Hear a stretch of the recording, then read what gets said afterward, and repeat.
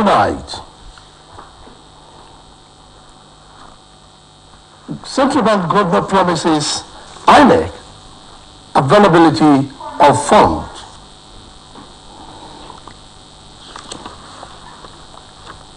Lagos State Police Command says it has uncovered plan by some group of persons to take advantage of new naira note scarcity to unleash violence. On the foreign scene, Turkish President Recep Erdogan declares 3-month state of emergency in 10 provinces. Good evening, welcome to the major report. Babatunde Polatito is my name. The President Muhammadu Buhari met with leadership of Nigerian Governors Forum and the Governor of the Central Bank of Nigeria, Godwin Emefiele, at the State House in Abuja. Report revealed that the President had earlier scheduled to meet with all members of Governors Forum before the cancellation of an engagement. Apart from the NGF Chairman Aminu Tambuwal, the meeting was also attended by Governor Atiku Bagudu, Chairman Progressive Governors Forum, and the President Chief of Staff, Professor Ibrahim Gambari. The President had on Friday met behind closed doors with governors elected under the platform of All Progressive Congress, where he asked Nigerians to give him 7 days to resolve the crisis associated with Naira redesign policy introduced by the Apex Bank. Information said the cancellation of the meeting between the President and the 36 governors was informed by the court case instituted against the federal government by the CBN by Kaduna, Ugi, and Zamfara state governors. The affected states are seeking for a restraining order stopping the full implementation of the Naira redesign policy, which they believe have resulted in cash crunch across the country. The federal government has slammed opposition political parties that went to court to restrain the President Muhammadu Buhari from stopping, extending, or interfering with Naira swap deadline date. It also accused the parties of politicizing the situation, threatening that they were not mindful of the plight of Nigerians due to cash crunch. It will be recalled that yesterday, 14 political parties threatened to boycott the February 25 election should the CBN extend the February 10 deadline for currency swap, which it had earlier announced. Also, a high court of the Federal Capital Territory restrained the President, the CBN, its governor, Godwin Emefiele, and 27 commercial banks from suspending, stopping, extending, or interfering with the currency swap terminal date. While speaking at the 23rd edition of PMD Administration Scorecard series, featured the Federal Minister of Humanitarian Affairs, Disaster Management, and Social Development in Abuja, the Minister of Information and Culture, Lai Mohammed, said the action by political parties is unscrupulous.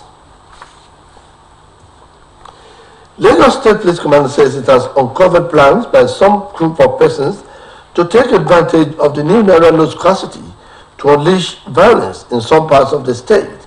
The State Command warned groups to shelve their planned violence or have the full weight of the law to contend with. Public Relations Officer, Lagos State Command, Benjamin Hundeyin, enjoined the state residents and visitors not to panic, as police, in conjunction with other security agencies, embarked on confidence building patrols across Lagos metropolis. He called on the people to go about their lawful duties without any fear of harassment or intimidation, as the commander has assured the optimal deployment of human and operational resources towards guaranteeing their safety and security. The crisis occasioned by scarcity of fuel and newly redesigned Naira notes is gradually spreading to different parts of the country, as people are showcasing their anger through protests. Some Nigerians who spoke with Osbc News in separate interviews appealed to government to find a solution to the crisis so that it will not degenerate into bigger crisis. Our reporter, Oluwatobiloba Odunuga, has the details. Nigeria, a country of over 200 million people, is facing a complex combination of problems, petrol shortages and chaos at banks over a new currency swap. In some states, including Oyo, Ogun, Ondo, and Lagos, among others, where many have been injured and vehicles vandalized in protests, as angry protesters stormed the streets over fuel and new naira note scarcity. It will be recalled that President Muhammadu Buhari, on the 23rd of November last year, unveiled the newly redesigned naira note, after which he gave 31st of January the deadline for receiving the old notes as legal tender, although the president later shifted the deadline to the 10th of this month. However, Nigerians are not finding it easy to get the new or the old notes, as this crisis, which has bedeviled the country, is said to be the reason for different protests in some states across the country, as protesters express their dissatisfaction over the continuous scarcity of the new naira notes. Many describe the current situation as infliction of suffering on the citizens by the government. Speaking with Osbc News in separate interviews, public affairs analysts including Comrade Waheed Lawal, Mr. Wale Adeleke and Mr. Titus Omoni maintain that the current situation of the country is alarming, calling on the federal government and other stakeholders to take urgent steps to save the country from total collapse. They noted that the recipe for peace and tranquility in the nation is good governance, urging the federal government to find lasting solutions to the crisis bedeviling the country. Government policy does not even favor the Nigerian masses. So the anxiety of we don't know what will happen tomorrow cause all this problem for us in Nigeria. We are really tired. This frustration is too high for us. But if they want this Nigeria to be okay, they should find solution on it. The scarcity is somehow alarming in the sense that by this time we don't even expect it at all to still have fresh scarcity in Nigeria. It's a hard time for we commuters. Although President Muhammadu Buhari had recently pleaded with Nigerians to give him a period of 7 days to resolve the problems, which is expected to give succor to the citizens. Oluwa Tobiloba, Odunuga, Osbc News.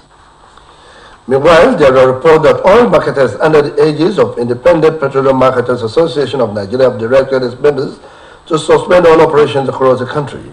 IPMAN appears to be making good its earlier threat to consider shortening down filling stations if federal government goes ahead to enforce 195 per litre price of petrol. This was made known in a statement by IPMAN chairman Mohammed Kuluwa, who said that marketers were also ordered to suspend the payment of ordering products from source until further notice. The Trade Union Congress has expressed dismay over the lingering fuel scarcity in the country and the suffering it has brought to Nigerians. This is, as the union said, part of the problem was the attitude of independent marketers who keep changing the pump price with impunity. The TUC chairman in Rivers State, Ikechukwu Onyefuru, stated this during a news briefing in Port Harcourt. Comrade Onyefuru wondered why a country that produces oil suffers acutely from the unavailability of the products to citizens, stating that the issues around the availability of petroleum products, where pump price of petrol in Rivers State is averaging over 400 naira per litre. The Independent National Electoral Commission, INEC, has assured the general public of a free and fair election by allowing members of the public to view election results through a collation portal called INEC Result View Portal. According to INEC, the portal was created to help Nigerians see transparency in the collation of election results. The portal can be accessed by visiting www.inecresults.ng to view election results by following the registration steps. The Commission stated that Nigerians will be able to see results of each polling unit as election day comes to a close, adding that the INEC Result View portal will also help reduce misinformation from fake news portals on the internet to strengthen the election management process and enhance the system's transparency. The chairman of INEC, Professor Mahmoud Yakubus, today met with the governor of the Central Bank of Nigeria, Godwin Emefiele, over the new Naira policy. In his courtesy visit to the CBN, Yakubu expressed concern about the new Naira policy and how it might affect the 2023 general election if not managed. Professor Yakubu said service providers will be needed for the forthcoming election and need to be paid fully or partly, adding that there were fears about the withdrawal limit. The INEC board said the Nigeria election is a huge and complex one, which requires the engagement of critical services in line with the provision of the exchange laws and regulations. Service providers are generally paid by means of electronic transfers to their accounts. As the general election drew nearer, an election campaign peaked in Nigeria. The Independent National Electoral Commission, INEC, has warned politicians against overheating the policy with hate speeches. Osun State Resident Electoral Commissioner Dr. Mutiu Agboke, who gave the warning, was speaking before Osbc News, tasked politicians to make their campaigns issue-based. He speaks. The use of abusive words, the use of anything that can belittle the personality of the other person should be avoided.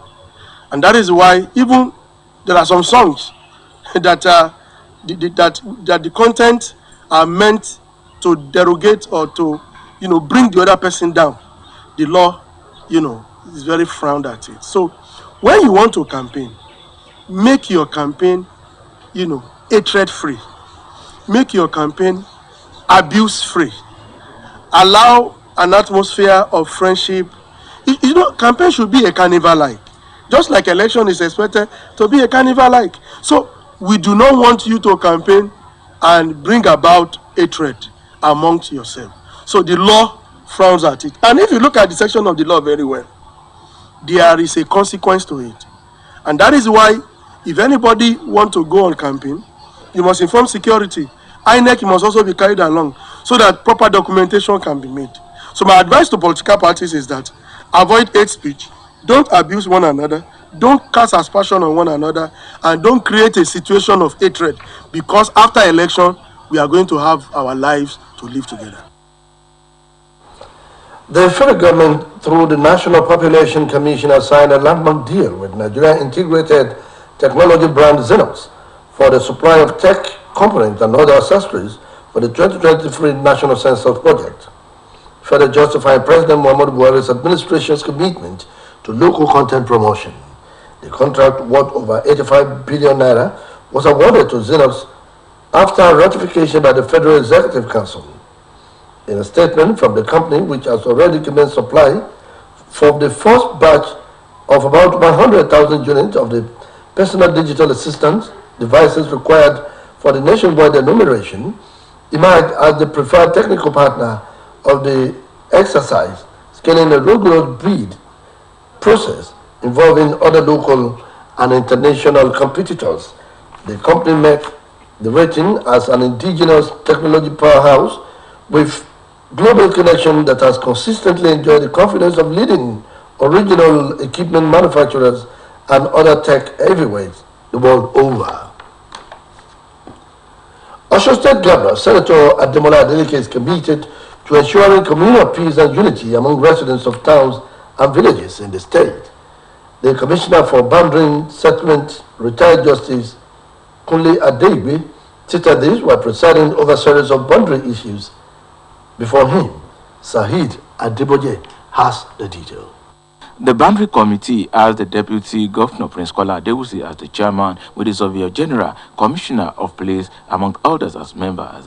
Appearing before the retired Justice Kunle Adeigbe-led commission with representative of Ile-Ogbo and Iwo communities, a legal practitioner, Asana Abdullahi, presented the necessary document for the plaintiff, just as Mrs. Fatima Adeshina told the commission that 3 witnesses will be called on behalf of the respondent, just as a survey evidence will be presented before it. After the briefings from the plaintiff and the defendant counsels, the commission adjourned to 28 March 2023 for mentioning, just as it did for issues between Ile-Ogbo and Iwo. Retired Justice Kunle Adeigbe took pains to listen to the counsels for the Eburu of Iba and Chief Lawal Itake of Boricua local government after the examinations of the petitions and answers to the petition. The commission adjourned the 8th March 2023. Boundary issues between Ifon and Ilobu was also mentioned before the commission, and after necessary deliberations, the counsels for the plaintiff and the defendant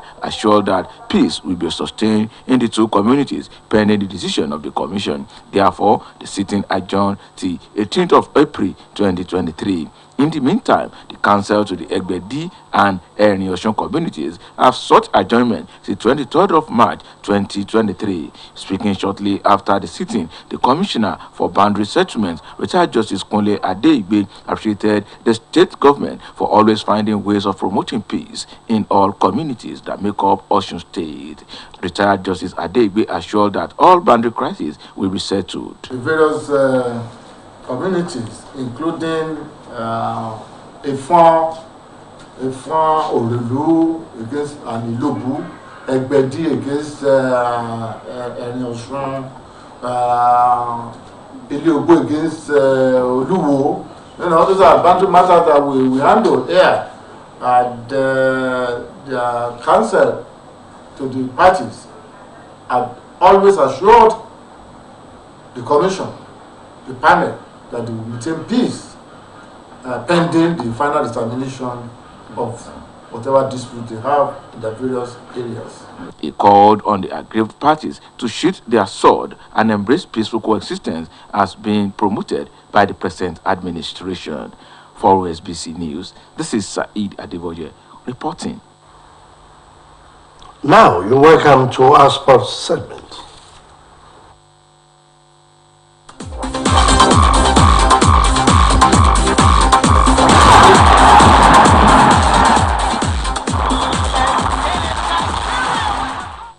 The formal opening of Osbc 5-a-side football competition comes up tomorrow in the afternoon at the Sport Arena, Ileoye Okebale Oshobo. The opening match will feature Real AFC Oshobo and AUD United Oshobo, while the second game pits Okeunity United against ADS Football Club. A release by the local organizing committee indicates that the formal opening will attract dignitaries from far and near, including top government officials, sports administrators, sports enthusiasts, and Osbc management and staff. It enjoins participating clubs to adhere strictly to the rules and regulations of the tournament. The LOC assures that mouth-watering prizes await the outstanding teams at the end of the competition, packaged by Osbc to discover hidden budding talents in the state. Top-ranked tennis player Quadri Aruna is delighted to have begun its campaign in the lucrative Russian Premier League with a 100% win on his debut for the club.